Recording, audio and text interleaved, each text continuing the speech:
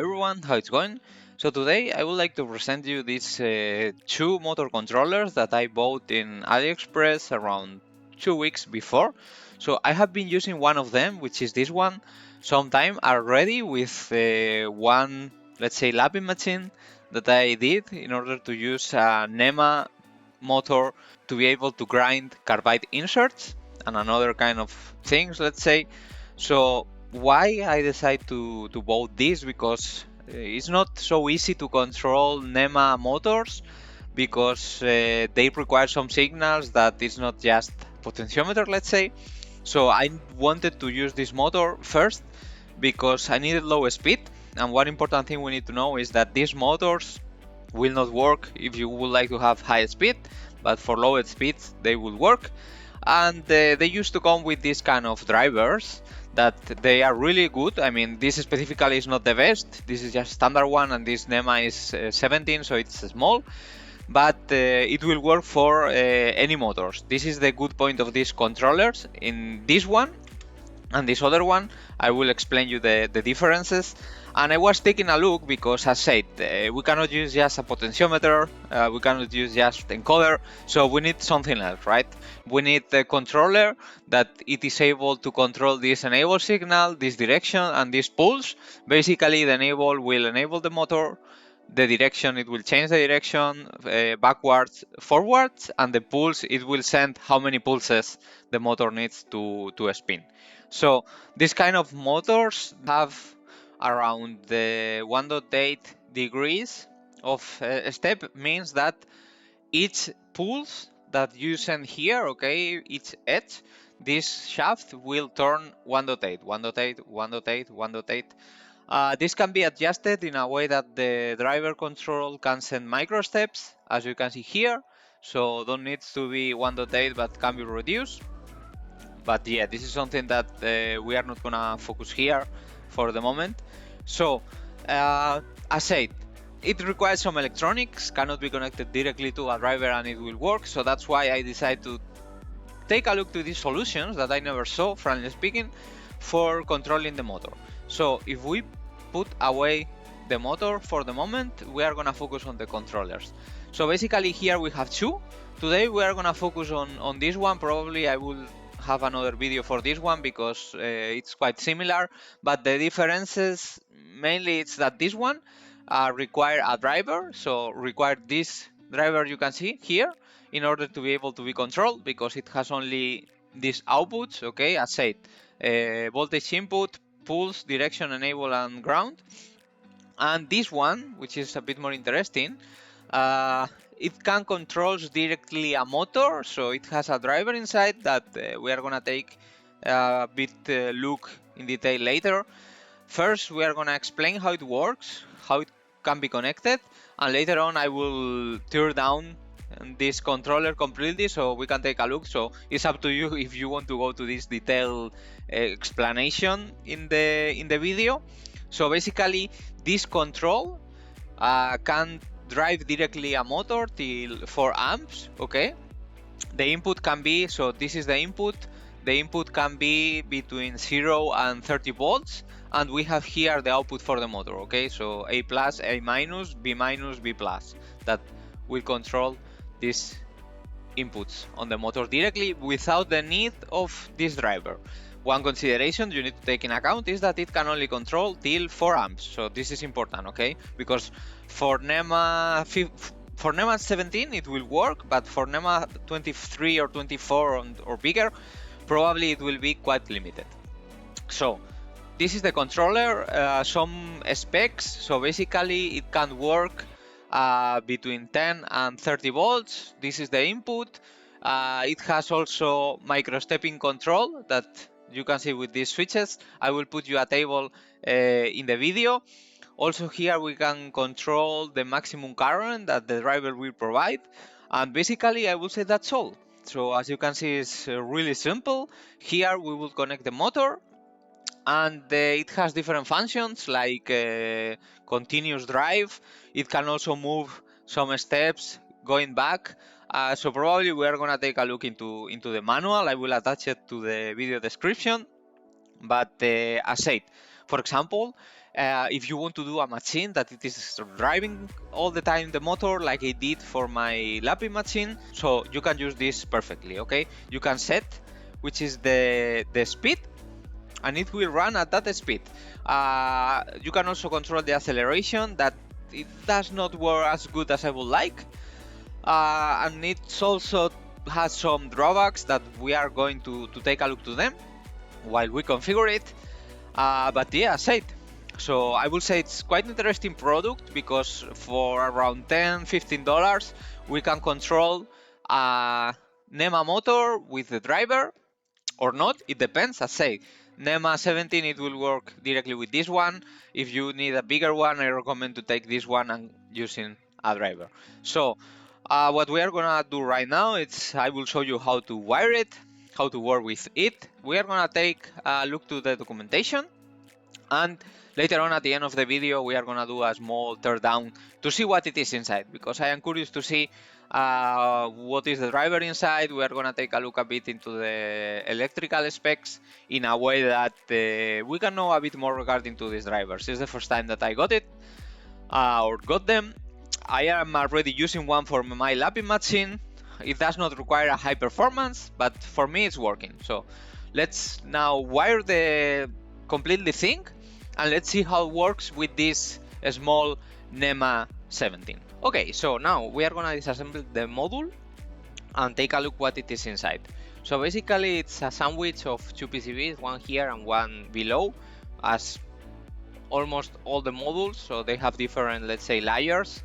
And what it is important here is to see what it is on the PCB. I already removed the silicon, let's say, fixation points that they were holding this PCB or everything together. And the first thing we can find here is a deep switch that basically allow us to select the micro stepping that we want to have. So basically we have two power 3 combinations. Here on this corner we have a monostable multi-vibrator that basically is probably generating a clock or something, a square signal to the main controller, to the motor driver, that we are gonna open it and see what it is inside. The connector that I said is not really good quality. It's standard one, and the power connector that it has better quality. Here we can see that we have a diode that probably is a reverse polarity protection, okay, as you can see. And also we have this big cap that should be for input power filtering, probably for the motor driver. Here we see 220 resistors that they should work for the motor driver. Also here optocoupler for the pulse signal that it is coming from this side, and two more optocouplers, that one is for the enable signal, one is for the direction signal, in order to isolate the control stage from the power. We have here as well a potentiometer that if you can see here, it has 024, that you can select the current that the driver is providing. And also you have a LED here that it is showing you that the module is powered. So if we take this PCB, first we see that the connectors that this PCB have, they are not really good quality. In fact, I am having issues already with the connection. So I will expect that either we need to change this, or don't open it as I did, because as I said, it's not working really fine once open. And here on the back side of this PCB we can see a table with the micro stepping, which it is really useful to be in this side because we cannot see it. And also we have some bias for probably power dissipation, because it's going to a big power plane. Also some openings from the solder mask, as you can see here, that it has a bit of solder paste that increase the power transfer, or the thermal transfer in this case. And on this side, as you can see, it's really simple, the two screws for the heatsink. So if we take a look to the main controller board, so what we have is the input stage, that it has also a reverse polarity protection, input capacitor, and also what looks like it's an LDO, because there is no inductor included here, that it supply 5 volts to the two microcontrollers. So these are two microcontrollers. One is from GN semiconductors, and the other one that it is no brand STM, similar. So basically I will expect that this one is controlling the screen and everything, and this one is in charge of controlling what it's working with the motor, accelerating, deceleration, and everything else. We can see here also some naming for the output signals and here. And what it is curious is if we take a look to the motor control that has no driver like this one, it's quite similar, as you can see. So if we put both together, I would say that they are reusing the main board, adding the connectors, and basically including this module on top that contains the driver. And if we extract the PCB, give me 1 second, we are gonna see what it is on the other side, but I can tell you that it will be probably really simple. So we are gonna see the screen and the switches. Okay, so let's take this apart. Okay, so yeah, you see, so we have the two LEDs to check if it is working forward or reverse, the on LED, and also some switches with the encoder together with the default, let's say, screen. So this is the assembly. We are gonna put this again together. So as you can see, it's really easy. We have it again in place. We put the cap or the knob for the encoder, and we have it already assembled. And what we are going to do now is to take a look to the motor driver, that we need to unscrew these two screws. So we disassemble these two screws. Don't put them with a lot of pressure because you will bend the PCB. Okay, so we have one here.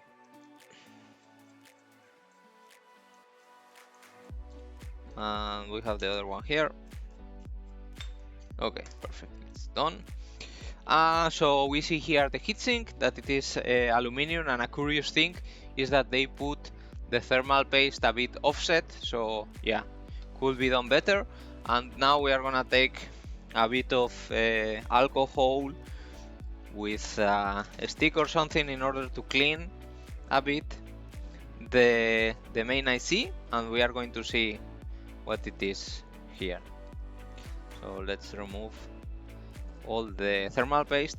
As you can see, it has here several vias that they work for transferring the thermal dissipation or the heat, basically, from or taking away the heat from the device.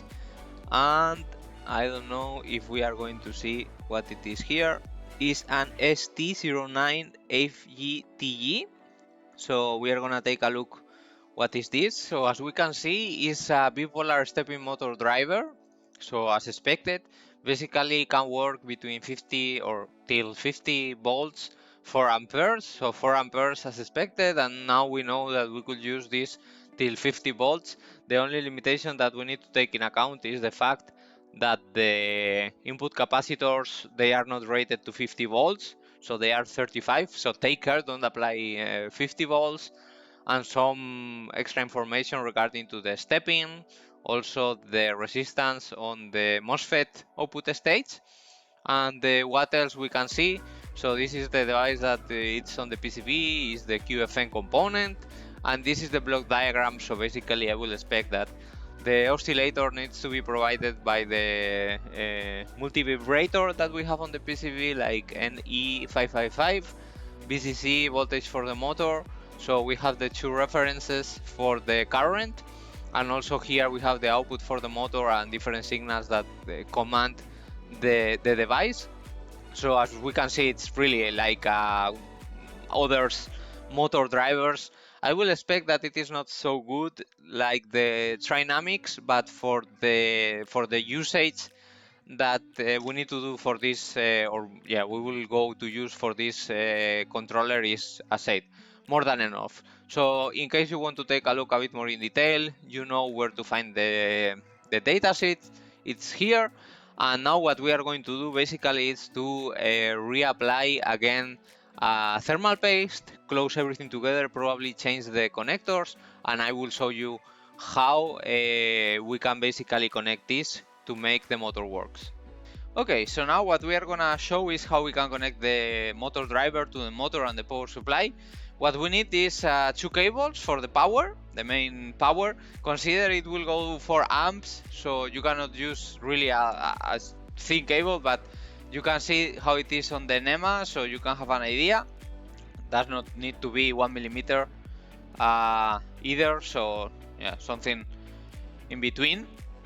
So basically we have 4 cables, one winding and the other one, and we will need to connect everything together. So in this case I am using 12 volts power supply. As said, this can work till 30 volts, so don't use more than 30, you can use 24, and 8 amps, that for this motor is more than enough. So before connecting it, there are 2 things we need to check, okay? One is the current. So this potentiometer here, we need to set it in a way that the driver is providing enough current to the motor to work with the torque that it is required. So basically, at the beginning I will set it at 2, check that the motor is working, and later on you can decide if you want to increase it or decrease it. So at the end is how, or it depends how the motor behaves in the under load situation. And the second thing is this switch, okay? So with this switch we select the micro stepping. I can tell you that if we go to 1-to-1, at lower speeds the motor, it will not work so, let's say, in a soft way, okay? So smooth.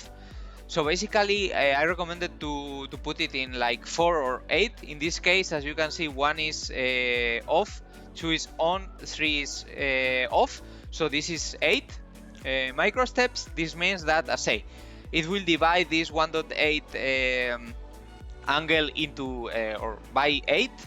So basically you can calculate the number of steps that we need. That basically for 8 is around, yeah, not around, is 1600, okay?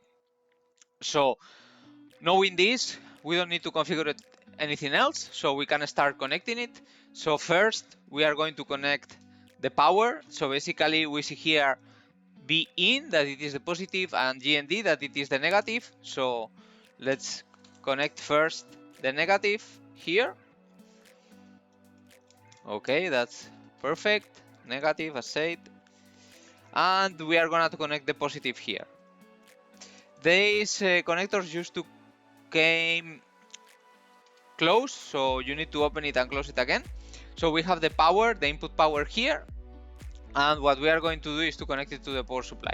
To connect the power supply, first you need to connect the line, so yeah, neutral and phase, and also the ground, that it is from the input, and later on we can connect to the V plus, the red one, and to the V minus, the black one, okay? So what we are going to do basically is to connect first the black one to the negative one. One important thing we need to consider is that the driver has reverse polarity protection, so if we connect it in the other way, nothing will happen, just will not work. So we have it already connected. We are gonna put the power supply a bit aside, and now we need to connect the motor, okay? So for connecting the motor, we need to take a look to the datasheet, which is the color coding. So basically, in my case, the black one is the A+, so it's the first one that we are going to connect, and later on the blue one is the A-, so it's the second one, and we need to connect them to the output that match with this naming. So it's, as I said, it's really easy. You need to take care when connecting these cables, because these blue connectors or fast terminals, they are not the best, so they could use the green ones that they are better. So we connect the black one. Now we are going to connect the blue one, which, remember, is the A-, and after this we are going to connect the green one, which is the B+, and also the red one, which is the B-. So we connect the red one, we connect the green one, and we will have everything connected in place. So yeah, basically we will have all the connections done. We check that everything is as expected, and we can power the power supply in a way that we see if the motor is working or not. Let me put this in a better shape, in a way that you are going to see if it turns or not. Let me connect it and we are going to see how it works. Okay, so this is what we have. So now what we are going to do is to configure it, because as said, from default come with some basic configuration that it is continuous mode. This is the one that we are going to use, as you can see here, but we are going to explain a bit how it works. So this is what we are going to see at the beginning if it is configured in continuous mode. So basically we have this number here, that this is the RPMs. These RPMs are calculated based on the step per revolution that we need to configure. So we have two switches that basically, one, if we press it in this mode, the motor turns clockwise, as you can see with this LED, and this one, that the motor turns counterclockwise. One thing important, it has two speeds, as you can see, one for one direction and another for the other direction. So this is something important, and it's something to consider, that we can select speeds in this mode in each of the directions, and they will be different. And also in this mode, if we press run and stop, nothing will happen, but if we press one of the directions and we press run and stop, it will stop in the same way that if we press here and here again, it will stop. So now we are going to go to the configuration. So we can keep this encoder pressed for a few seconds, and we enter into the configuration mode. So the first parameter is the working mode selection. So basically in here, if we have the number 3, that it is the one that came by default in my controller, this means that the motor, it will turn constantly at a constant speed that we can modify for sure with the encoder. And for making it turn, we need to press these two buttons, one for, let's say, counterwise or clockwise, and the second one for counterclockwise, sorry. So this is the mode. On the next one, basically we can turn the encoder. So we have some configuration that at this moment is not critical, so we are gonna take a look later into the manual. I am not going to enter into details, maybe in another video, because it will take a lot of time. But as said, for the continuous mode, that I will say is the most usable, we can go to the number 1 and the selection of the setting number 3. This one, as said, not critical, we are gonna take a look later. And what we need to take a look now is the option number 9, that it is this one, and this one is critical. Okay, this means how many steps the motor needs to do one turn. Okay, but this needs to be multiplied by 10. Okay, so this means that if we have here 160, if we multiply by 10, we will have 1600. This means that the motor needs 1600 pulses in order to complete one turn. And this is the way that we have configured before the deep switch. Remember that we had the micro stepping on 8. So this means that the motor needs 1600 steps to complete one turn. Why? Because if we consider that we have 1.8 decks, so 1.8 degrees each step, this means that if we will need 200 steps to complete the 360 degrees, and if we divide this by 8, this means that we need 8 times more. This means that is 1600. So this is what we need to configure in this case. If you select another micro stepping, like for example 4, okay, so you will need half of the steps. This means that you will need to configure this to 80. That will mean 800. So I hope it's clear. And what else is critical for this mode is the number 12. That the number 12 is the acceleration, deceleration. So here, for example, if we want to configure one of the parameters, we can press the encoder to enter into the configuration, select, for example, acceleration value 20, that it is not quite clear what this means, and keep it in order to save it. So If we keep it again for a second, we enter into the configuration and we can go again to check that we have the 12 with 20. We can change the numbers, as you can see. Okay, so we could select, for example, 120. In this case, the maximum is 100. But basically what we are doing here is to put 20 to have a try. And if we press run and stop, we go again to the configuration mode. Okay, to save, keep this pressed, the encoder, and it will be safe. So now we have the motor working. And this is the way that it needs to be configured. It's, as I said, quite easy for a continuous mode. I will probably do another video regarding to the configuration modes, because there are different that you can configure a certain number of steps, one direction, the other. You need to keep pressed to turn. And one thing, because I must say that this has not all advantages, so in order to put some disadvantages, the first one is that we need to take care how much warm is the driver. So without load is not a problem, but with load, as I said, if we want to use it continuously, we need to check the temperature here. I might do some testing, as I said, in another video that I will enter more in details. And another disadvantage is that the acceleration control is not so good, I can tell. So basically, if we put here 700 and we change, this works, but in some situations, as you can see, we can stall the motor. So we need to take care, okay? I will recommend to put, let's say, a slower acceleration or a bit softer. For example, here we can put 5, in a way that if you don't need to change the direction in this way, it's not a problem. But if you do it in this way, it works better. And another disadvantage is, as I said, is that sometimes looks like the acceleration is not working fine, because the change on the direction is a bit more, let's say, violent. So you can see that you can also stall the motor. So as I said, it has advantages, disadvantages.